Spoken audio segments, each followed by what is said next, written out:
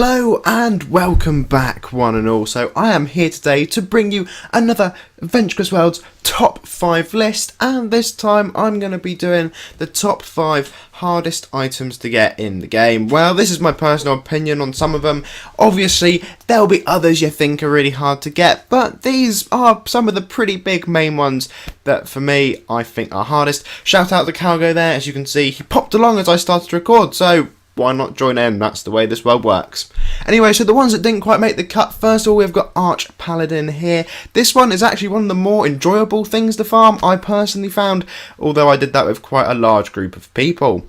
And also shout out to the Calabolgs. Now I put this as Calabolgs because obviously you have the dual one and the single one, and the dual one I believe is harder to get, but don't quote me on that one. So at number 5 is the Blinding Light of Destiny. Of course, this is Artix's axe, and it has you doing one hell of a lot of farming quests, which is really time consuming. The quests themselves are not too hard, but it's just the sheer amount of time you need to spend on it, as it is with most farming items. Anyway, so at number 4 I have put the Void High Lord. Now this really is the only sort of Nulgath item that's going to make the list. Any sort of Nulgath item that requires farming is hard because the quests are not easy, because they just take a lot of time, some of them, in particular the Void High Lord one.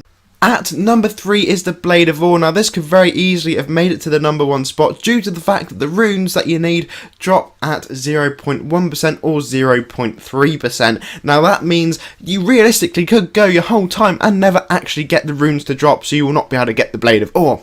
At number 2 is the necrotic Sword of Doom, an insanely cool sword. Of course you can come here to Shadowfall, and of course there are plenty of quests for you to do which require one hell of a lot of time and one hell of a lot of farming, which is why it is quite deservedly made that number 2 spot. But at number 1 is the original Dracoth Armor, because not only does this require lots of items, some of the items you can see are things such as the Blinding Light of Destiny, which, as you recall from earlier on in the video, also requires one heck of a lot of farming to get. So you're basically putting loads of items into this one item, and that just means, yeah, it has to make the number 1 spot for me. I cannot think of too much else that is going to be much more challenging than that.